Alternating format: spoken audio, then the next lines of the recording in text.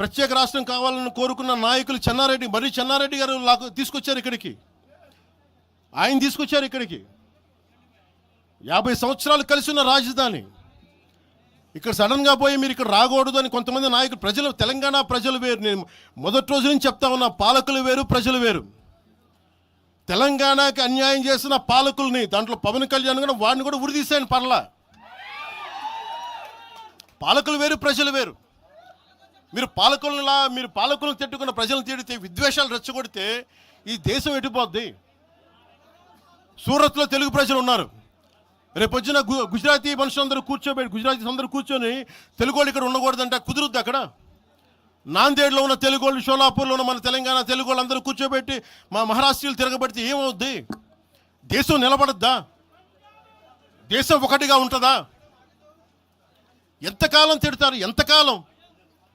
నేను అమిత్ షా గారిని అన్నారని చెప్పి నేను మాట్లాడగానే కూర్చోబెట్టి ఒక్కళ్ళు దానికి చిలవలు పలవలు చేసి నాకు తెలంగాణ అంటే పడదు, నాకు వీళ్ళంటే పడదు, వాళ్ళంటే పడదు, ఇన్ని సంవత్సరాలు 12 years కూర్చోబెట్టడం. మేము ఒక చెరువుని కబ్జా చేసామంట.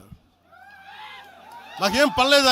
నిజంగా మీరన్నట్టుగా కబ్జా చేస్తే ఇల్లు తగలబెట్టారా? నాది వచ్చి మీరు ఉంచుతారా నన్ను?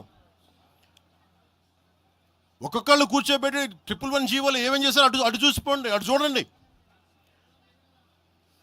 నిజంగా ఈ రోజున తెలంగాణ రాష్ట్ర ముఖ్యమంత్రి గారికే చెప్తున్నా, రేవంత్ రెడ్డి గారికే చెప్తున్నా, ఆయనంటే నాకు ఇష్టం,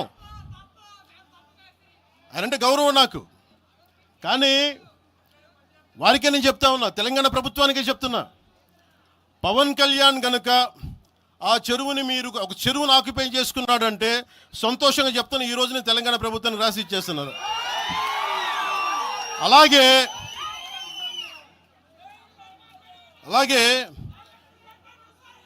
లెఫ్ట్ మేము వామపక్షవాదులు అని చెప్పి ఒక ఎనలిస్ట్ మాట్లాడతా,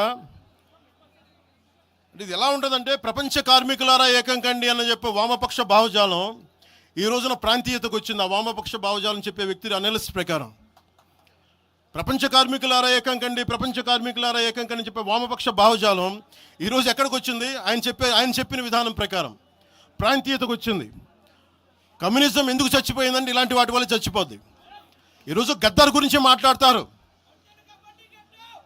బండెనక బండి కట్టి 16 బండ్లు కట్టి ఏ బండిలో పోతాం నైజాం సర్కారోడా అంటే అది ఈరోజు మాకు వచ్చిన ప్రేమ కాదు. మాకు అది నా చిన్నప్పుడు చెప్పాను ఆ మాట, తర్వాత ఫస్ట్ మీటింగ్లో చెప్పా.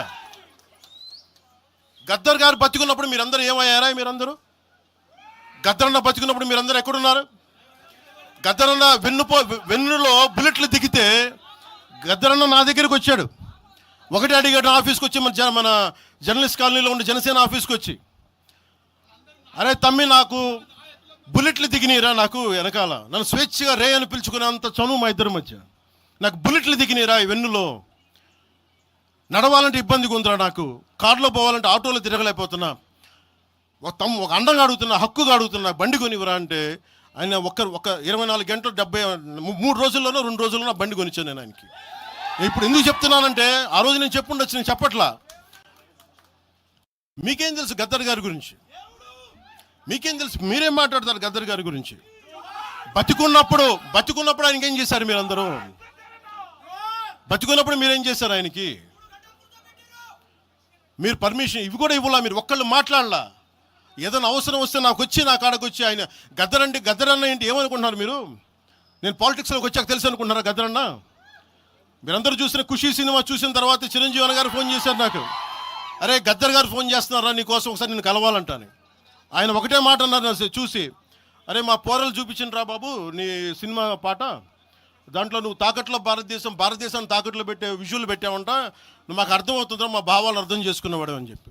తరిమేల నాగిరెడ్డి గారి తాకట్లో భారతదేశాన్ని ఆ భావన నువ్వు పెట్టావంటే మాకు అర్థమవుతుందని నేను చెప్పాను. నాకు లెఫ్ట్ వింగో రైట్ వింగో తెలియదన్నా, నాది హ్యూమనిజం అవుతున్నా, మీకు తోసిన సంతోషం అన్నా అని చెప్పి.